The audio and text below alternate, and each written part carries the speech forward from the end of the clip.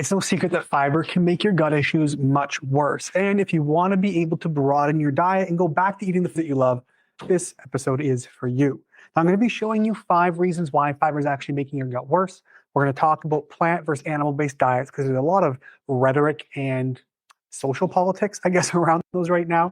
And we're going to be talking about what you can do, of course, to heal your gut so you can eat fiber again. And, of course, how to start this process safely, because introducing too much too fast is a recipe for disaster. Contrary to what your doctors told you, Crohn's and colitis are reversible. Now, I've helped hundreds of people reverse their bowel disease, and I'm here to help you do it too, because inflammation always has a root cause. We just have to find it. This is the Reversing Crohn's and Colitis Naturally podcast. Now, I do these live trainings in my Facebook group every single week and put the audios here for you to listen to.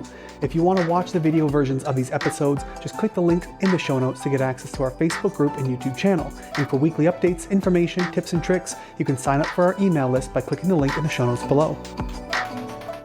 Now, if you're new here, my name is Josh Deck. I'm a gut specialist and physician's consultant for complex cases of Crohn's, colitis, and IBS.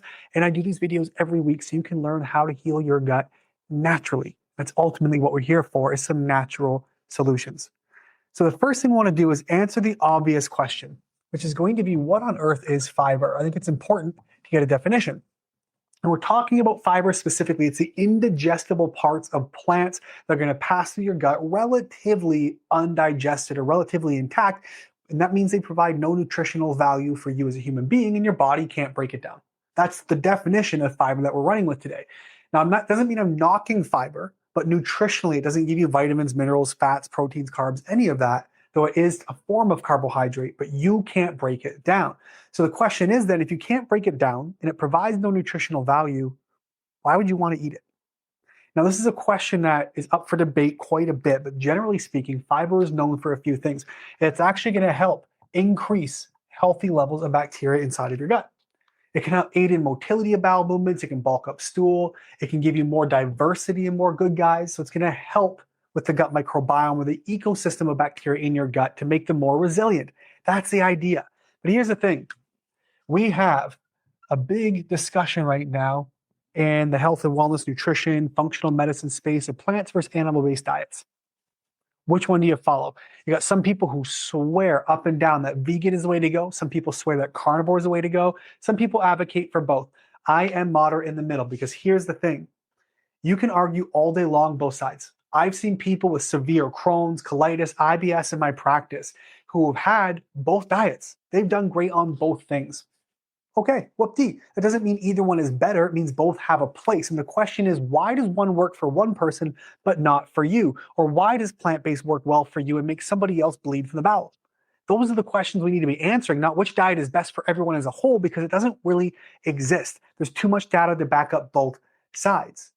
Right? So we're talking about why you, right now, for this episode, don't see the benefits of fibers or plant-based diets.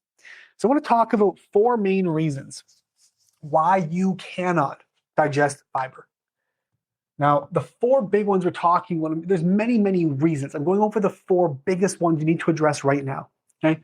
The first one is going to be an excess of bacteria, primarily SIBO. SIBO is small intestinal bacterial overgrowth. And what happens when you have microbes, which actually go from the large intestine and then backtrack into the small intestine. Now we have these fecal microbes. The fermentation process is primarily going to be happening in the large intestine. It's an area called the cecum. That's right where the large connects to the small. That pocket in there is where a lot of fermentation begins to happen. That's where 80+% of your microbiome lives. We're talking about the microbiome. It's this pocket of bacteria that lives right there in the large intestine where it connects to the small. What happens when we have issues in this valve between both intestines, this valve gets all disrupted and bacteria backflows. Now we have fecal microbes from the large intestine into the small, and fermentation should be happening in the large intestine. Not only because it's designed for it, it's got a different mucus layer, it's actually got a double wall in the colon versus a single wall in the small intestine.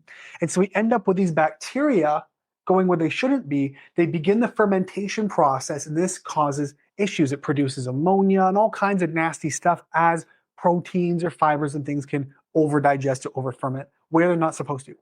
Big, big problem. And now on top of this, we do know stats talking about bowel disease like Crohn's colitis, we know, statistically speaking, anywhere from 25 to 37% of all those with bowel disease have SIBO. So diagnosed with a breath test for hydrogen sulfate, or hydrogen sulfide rather, methane gas. So we know 25 to 30% of Crohn's colitis has SIBO anyway. So fiber, generally speaking, will probably be worse for you if you're in that 1/3. However, there have been some smaller rural studies in small clinics which have shown as high as, I think it's 65%, 63 or 65% of Crohn's colitis have SIBO. So if you're wondering why fiber is bad for you, statistically speaking, you have fermenting bacteria in the wrong place, and now it's causing an issue. The second thing we start to see, we talk about too much microbes. Well, on the polar opposite side, we actually have too few microbes. What does that mean? The human body cannot physically digest fiber. We don't have that ability. We just don't have the enzymes to do it. What does break that down is your microbes. You have certain bacteria which ferment fibers and turn them into beneficial things like short chain fatty acids. These are going to be your butyrates and propionates and different things your body can use. Butyrate is like the gold standard for gut health. It's the primary fuel source for the colonocytes, the enterocytes, those cells. It's going to be for inflammation and healing and immune responses and all kinds of stuff. It even promotes healthy gut bacteria to grow. So when you have good amounts of microbes that digest fibers, they turn them into these short chain fatty acids, which in turn create an environment to increase the good bacteria. The problem is when you don't have the microbes for it, you don't produce the acids, you don't have the environment for more bacteria. Now, carnivores can thrive. Vegans, some can thrive, they don't advocate for it, but plant-based diets or plant-inclusive diets are typically great for a lot of people. But if you don't have the microbes, in Western worlds, we'll say industrialized, what we consider like a first world country, and I would argue third world, the state of our health, but in a first world industrialized country like North America, the UK, Australia, New Zealand, a lot of these population samples lack the microbes necessary to ferment fibers. Now, you could argue that's a byproduct of industrialization. We could say it's from all the chemicals we put on our food, all the chemicals in our air, whatever it is. There's a lot of reasons we don't have those microbes. But basics like your Fecalobacterium presbyteriae, it's called, Akkermansias, your Bifidobacterium, certain Proteus species that we do need. There's all kinds of things that we have in our gut, and we tend to lack them in the Western world. Can't ferment, problem. Now, because so many of us in the Western world, we've seen a 3,000% increase in bowel disease in 75 years. 20+% of the population has IBS diagnosed. 60 to 70% complain of gut issues weekly. So I put them at least on the spectrum of IBS. So you got arguably 70% of the population with bowel issues. When you have bowel issues, typically there's a form or a variable of inflammation. What ends up happening when you have high levels of inflammation, you have an increased level of sensitivity. Picture this. You go out to the sun way too long. You're out in the sun. It's been cloudy and rainy for months. You go on vacation, and now, oh, I just got hair stuck in my finger. Anyway, and now you get a sunburn. Okay, so you're inflamed.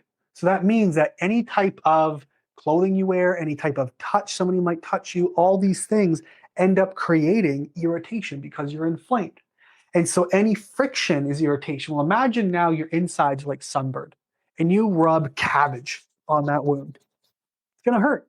When you're consuming broccoli, you're consuming fibers, especially the insoluble, the scratchy kinds. What you're doing is irritating already sensitive tissue. So it's a physical, mechanical abrasiveness, which makes it worse. Inflammation goes up, and again, the cycle continues.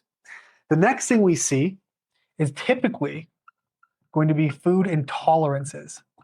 Now, food intolerance, these always come from leaky gut 99% of the time. I shouldn't say always. But what's happening now is you have these intolerances. So you're consuming fibers or consuming plants that contain things you're sensitive to, like lectins, salicylates. Maybe you're consuming oxalates or you're consuming gluten, something you have a sensitivity to because a lot of plant-based materials contain things that a lot of humans are sensitive to. Now we run into an issue. And so you're again precipitating that inflammatory response, the immune response, and jacking up your microbiome. The fifth and final reason you can't eat fiber, or the final top reason, and we're going to get into healing your gut and then how to eat fiber again right in a minute here.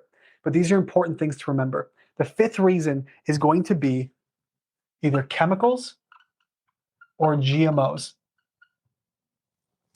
Our food, especially plant-based foods, are covered in chemicals. They're the furthest thing from natural. You could argue our entire food source is all screwed up now. Nothing's natural anymore.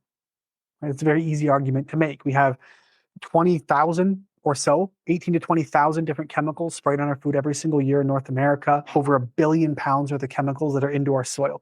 There's a process that we call biogeochemical cycling. Think of it this way. When you have an apple, right? That apple falls off a tree and it lands in the grass. And that apple starts to decompose and it goes into the dirt. And now we grow new grass, new plants start to sprout from that. And then a cow comes along and eats that grass. That's a cow now, I don't know. Anyway, the cow eats that grass and I eat the cow. That's biogeochemical cycling. When I die, the nutrients in my body go back to the soil and it feeds itself. Unfortunately, through modern agriculture, we lack this biogeochemical cycling. We're not using regenerative farming, we're using monocropping. We're spraying everything with chemicals. The earth is dead. The microbiome in the soil, which does this process and adds nutrients to our food, is dead. So we fill it up with fertilizers and it's just dirt to hold the seed. It's no longer a healthy microbial home. So we lack a lot of the natural things that made food food. And whether there's research there or not to back it up, there are some suspicions we can look at to say, well, if our body is made to work in this natural farming and let's say gardening cycle, what ends up happening now is we lack a lot of those things we don't have studies or words for yet, but it's outside of the natural. It's like, why are people getting sick? Well, it took 50 years to figure out we're eating foods we shouldn't. It took us 50 years to figure out that electrical signals interfere with our biology. So I'm making the same assertion here as well with our food. We're lacking this. GMOs, they're not natural. So our body, though they look close, recognizes the difference. This is a lot of autoimmune disease starts. Your body recognizes the difference, but it looks really damn close to your own stuff and it causes issues. Right? So those are the 5 main reasons why you're having trouble eating fiber. So now what we want to talk about is how can we begin healing your gut? You know, I'm going to add another one on there. The chemicals in our food, the glyphosate, the artificial reinforcers we put on our food as well, especially plant material, they contribute to the issue as well. So case in point. Anyway, let's talk about healing your gut. If you want to be able to eat fibers, we talked about a sunburn. How do you begin healing that burning process? Well, your gut doesn't screw itself up. So many people come to me and they actually have what's called a GI map. And they say, look, this GI map, it's a stool sample. It measures my gut bacteria. Look how screwed up my gut microbiome is. My bacteria is all over the place. Can I kill it? Can I get rid of the excess? My answer is pause. Don't waste the time and the money trying to fix that right now. Because what you're doing, this is a downstream problem. You have a self-regulating ecosystem being your gut microbiome, and you're taking all these things to kill off the excess growth without addressing the question, why did a self-regulating ecosystem become dysregulated in the first place? If we can answer that question, oftentimes the microbiome can re-regulate itself, but it's best to help it. But otherwise, you're putting water on a fire without turning off the gas leak. So you have to figure that out first. You have to get to the root cause. Look at your environment. Chronic stress, is there mold in the environment? What kind of issues are you dealing with? What's the thing? What does your personal history look like?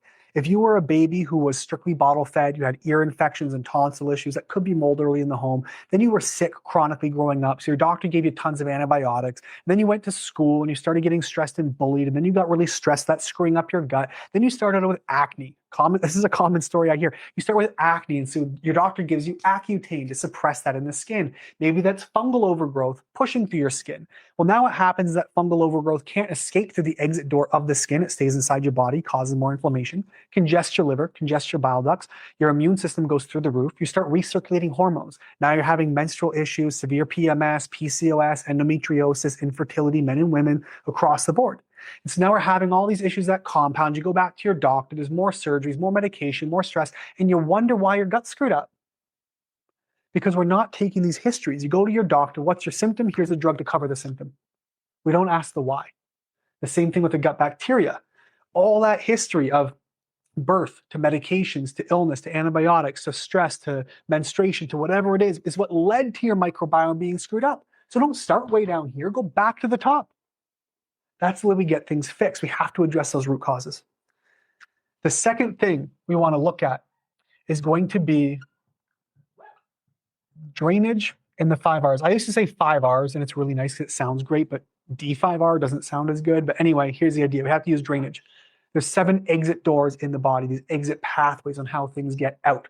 That's like your liver, gallbladder, bile ducts, your lymphatic system, your skin, bowels, kidneys, sinuses. You could also argue brain and cellular health, but point being, there's the ways toxins get out of your body. And then we have the 5 R's. So we have to remove that root cause. We have to go back to the beginning, figure it out, remove the problems. If you're in a moldy environment, remove that problem, get out of the environment, remove the mold in your body. We have to replenish. Your body is depleted on things it needs: fresh air, sunlight, physical activity, vitamins, minerals, amino acids, sodium. Give your body the tools it needs to heal itself. It can't heal when it's empty. Of course, we have to go back and rebuild the microbiome and repair all the tissues, because your gut bacteria, which is screwed up downstream, we've done all the upstream. Now we can go back and repair the house and the things living inside of it. The gut lining, that ecosystem, the microbiome, all of it. And now that your immune system's been so screwed up, you're inflamed, you're bleeding, there's mucus, you're chronically ill, whatever it is, we can now rebalance your immune system, not boost. You boost the wrong way, you get worse. Rejuvenate, rebalance it. And that's what D and 5Rs looks like.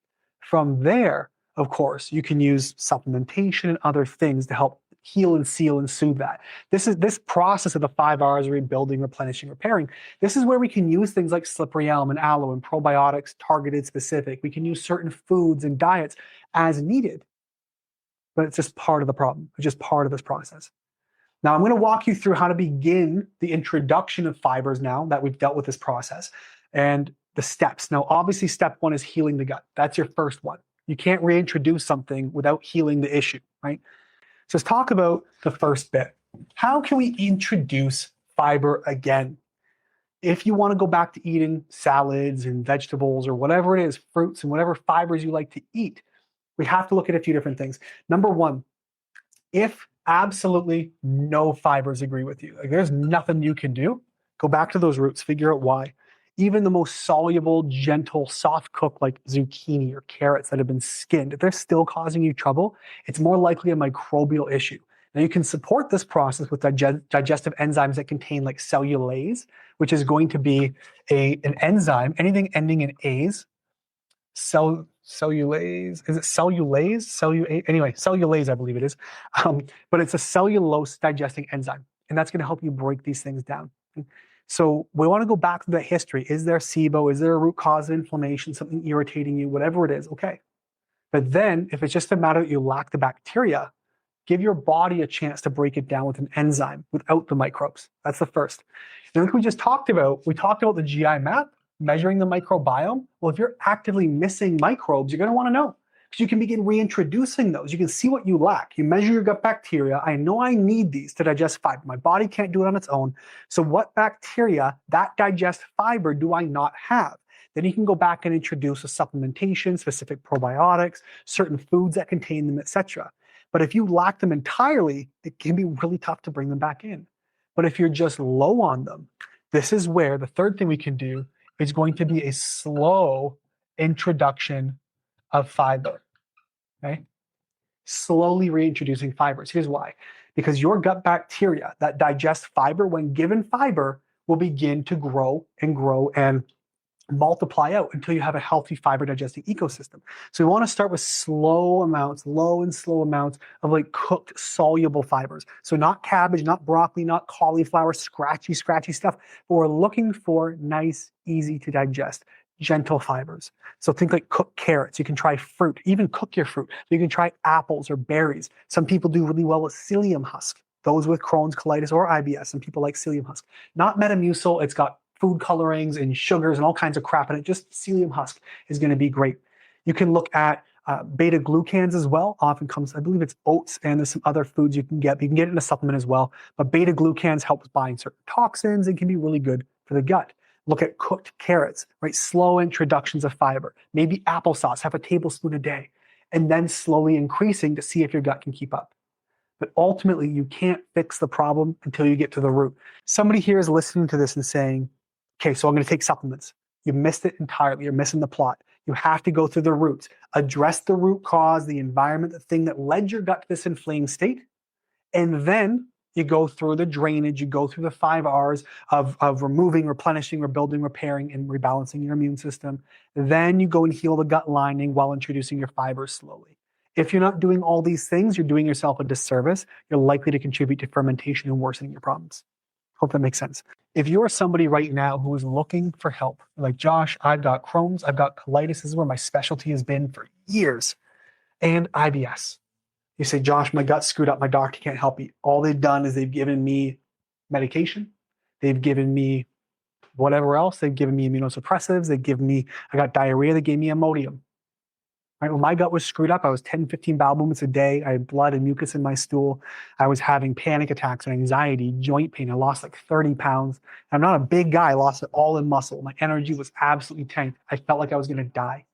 And my doctor, all they did was give me Imodium and Vyvanse for the ADHD. They didn't help. I had to fix it myself. We can help you do that too. So if you want to get help, here's what you got to do. Just go down to the show notes down below. There's a link there. You can send me an email, schedule a call if you want, or email me, just ask a question. We're here to help, and I want you to know that. That's all we got for you tonight. Thanks so much for being here. We're going to see you guys next week. One of my favorite things to hear as an IBD specialist is something along the lines of, I learned more from you in 15 minutes than from my doctor in 15 years. And if this for the first time is really starting to click, and it's starting to make sense, and you're going, wait a minute, this might be reversible. I think there's more that I can do. This condition came out of nowhere. It happened to me out of the blue. I was healthy for 10, 20, 30, 40 years, and suddenly I wasn't, and you're telling me there's no cause. If you're understanding finally that there is a cause, that something is driving this, I want to invite you to check the link in the show notes below. Send me an email, ask a question, see if a program is a right fit for you, because I promise you, this doesn't have to be a lifelong sentence. You're not doomed to this, and IBD can be reversed.